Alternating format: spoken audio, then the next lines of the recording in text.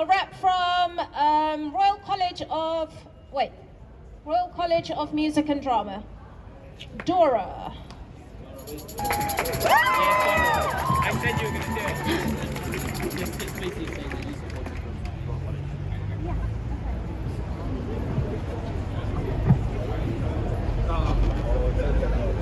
Hello, I am a student at Royal Welsh College of Music and Drama, and I just want to say a few words about why we're having this walkout.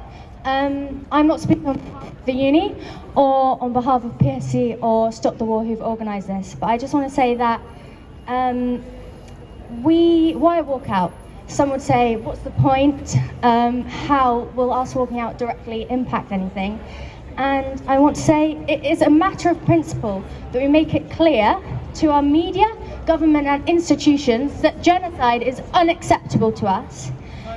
And we will not cooperate and continue working business as usual as it is being committed right in front of our eyes.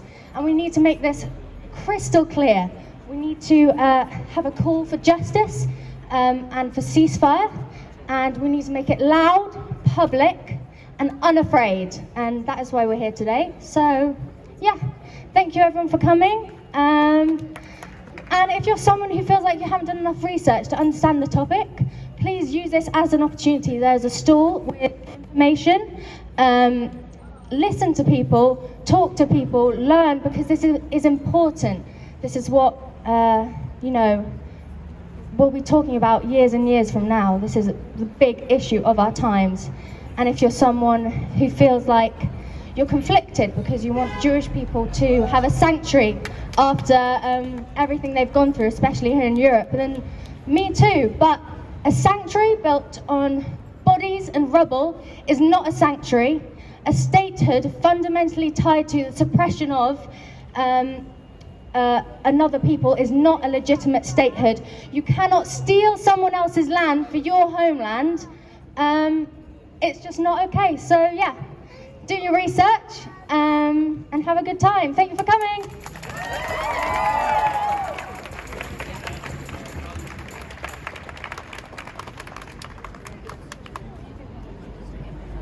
Okay, so we've had University of South Wales, we've had Cardiff University, we've had Royal College of Music and Drama. Which one is left in Cardiff?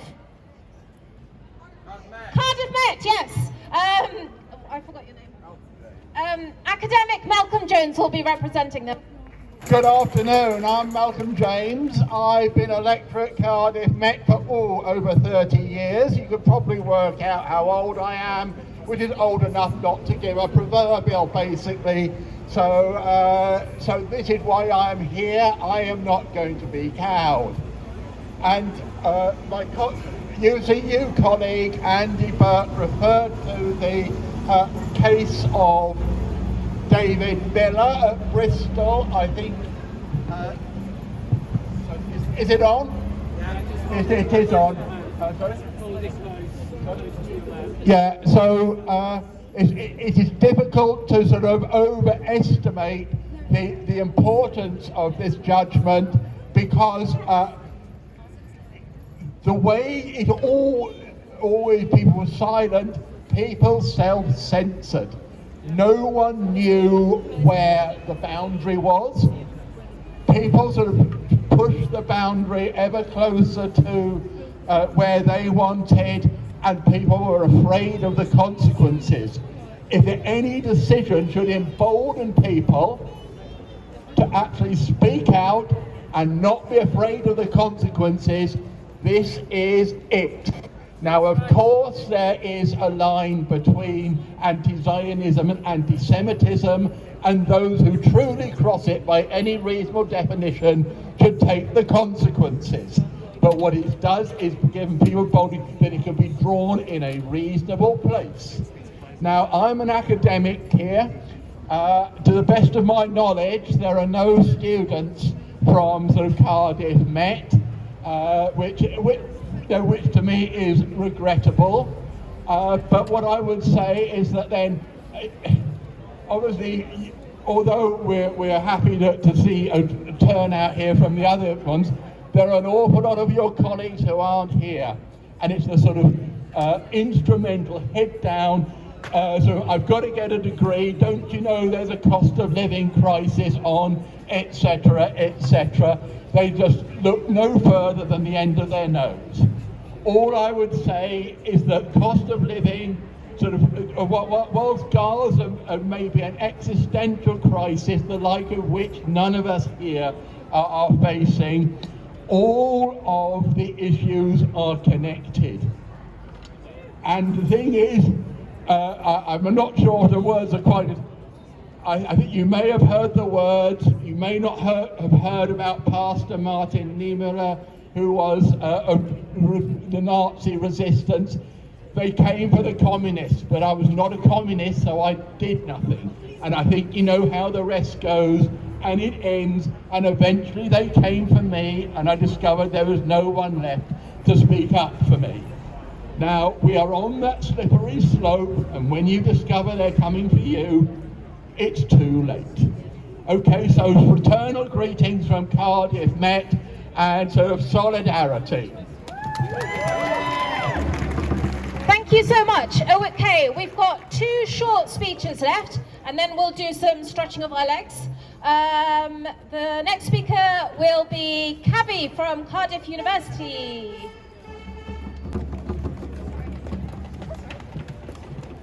Hi everyone, thank you for joining. This is just a message to Cardiff University students particularly. You may be aware there was a student who travelled to Israel and posed with a massive machine gun with the caption, student's name, joining the IDF. I'd like you just to imagine the outrage that would happen if a Palestinian student went to Palestine, if they could, first of all, and second of all, if they were joking about joining Hamas. It would be an instant expulsion. Yet this student that travelled to Israel and pretended to join the IDF is still on campus. The law school have been notified but have not said that they're doing anything particularly. They've said that they are aware of the incident. There's been cases where the student has communicated with Palestinian students and they've said some very, very abhorrent things, such as suggesting that a Palestinian student doesn't know who killed their family, which is disgusting, really. And you can just imagine if it was the other way around, it would be instant, yet there's such a pause on reacting to the actions of the student. So in my hand I've got group complaint forms. We're filing an official complaint against the student because understandably many students feel unsafe that there is a student who has access to such a massive, massive gun and clearly has family links to questionable the most moral army in the world. So if you're interested and feel unsafe on campus and would like to take part in the complaint, come and see me. I've got pens, we can fill it out, and there's strength in numbers. So please don't be afraid. The Cardiff University policy is that students won't be penalised for any complaints. We'll see if that's true. We'll see.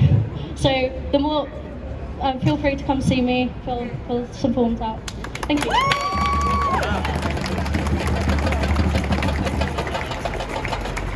Abby's also got a leaflet in her hand explaining the incident in more detail. Okay, last but not least is Clive from Cardiff Palestine Solidarity Campaign, who will finish our talks. Thank you very much. I want to talk about 2 things very briefly. One is the big campaign launched by Palestine Solidarity and the BDS movement to boycott Barclays Bank. Why should we boycott Barclays Bank? Barclays funds the arms manufacturers that are dropping bombs on the Palestinians and killing and mutilating the children of Gaza. £1.8 billion worth of shares in arms companies are held by Barclays. £4 billion in loans. Where do those loans get funded from? From the people, the customers of Barclays Bank. And they collect the deposits that you, perhaps, or your family, or many, many people in this country put into Barclays Bank, and then they lend them to the arms manufacturers that are murdering Palestinians. There should not be anybody in Britain today who understands this and continues to bank with Barclays Bank. So we call for a complete boycott of Barclays. Withdraw your accounts, get them off campus, get them out of Cardiff. There's plenty of useful things banks can be lending money for. Bombing Gazans isn't one of them. So this big campaign, please support it. There's somebody going around with leaflets at the moment. I think there's an opportunity within campus, certainly among students, to spread that message. The second thing I wanted to talk about, and you'll know that I'm almost as old as Malcolm, maybe older. Back in the 80s, the 70s and 80s and 90s, we fought another apartheid system. That was South Africa. A time when Nelson Mandela was called a terrorist by the British government. We went onto the streets to do what you are doing today. And one of the other things we did was to call for a complete academic boycott of the apartheid regime. So today we should start, if we haven't already, looking for ways to completely boycott, in an academic sense, the apartheid regime in Israel. We need to isolate that regime. We need to use the public opinion that has been mobilized globally, and there's many millions who are joining with us today and over the past few weeks to stand with the Palestinians in Gaza and want a complete isolation of Israel until that regime falls. Thank you very much. Well done, everyone. I'm so proud of everyone in Cardiff coming together. There are academics, there's students, there's parents, there's children who've taken the day off from school. Well done to everyone. What we want to do now is, this is not a planned event. There's no one in charge here. So we were thinking, what shall we do? How do people feel about just doing a little rally straight down the road along the pavement to the end of Park Place, calling for a ceasefire, then crossing the road and coming back down along the pavement back to here and crossing the road? And then that will give people time to maybe put some music on the sound system. We've got cakes, and then we can get together, chat, dance, and plan for our next actions. Does that sound good? Okay, and just to kind of motivate us a bit more, we're very privileged, of course, to have Sundus here as a Palestinian, as a student, and also a really good spoken word artist. So she's going to read us a poem, and then we'll get going. So I'm just going to read a kind of short poem. So this poem is called Olive Tree, and it's from a collection of poems which I have now published called Echoes Among Olive Branches. So I'm going to read this one. Deep-rooted, buried tightly, cushioned by the grass. They can try to cut, bomb or bulldoze it, but that's the thing about the past. You can't run from it. And no matter which pocket of the world you try to hide it in, you won't be done with it. The truth will always prevail. They tried to put a veil on the world, but we found a way to lift the veil and increase their vision. Show the truth that our people are living. So the very same veil they used to try to bring about their uprise will be the very same tool we use to strangle them to their demise. Our trees are stronger than them. They've been there longer than them. Ask yourself why they see our nature as a threat. Is it because it unravels their lives like when you break a cassette? Is it because when humanity is mentioned, they're severely in debt? And when I say severely, I mean on the verge of drowning. The walls reach their nostrils. Now they're at the bottom of the ocean. It's not so easy to see the mountain. This mountain of success, they built on lies, limbs and dead bodies, but every life fades and corpses disintegrate. Suddenly their mountain is looking more like a molehill. Thank you very much, guys. And to the lead of the march, people with banners as well, please go to the lead of the march over there. Thank you. If you do not want to march, you don't have to. You can stay behind and hang around and rest. You can also come back from the march at any point. You are not obligated to do the full route, of course. Feedback. Cool. To the front. Who's gonna bring the speaker? Oh.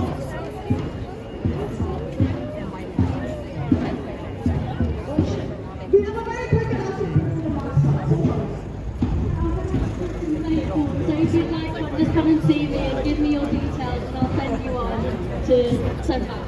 If that's okay. Sorry, I didn't. Right, people, can we grab this banner and take it to the front, please? Everyone chip in. Also,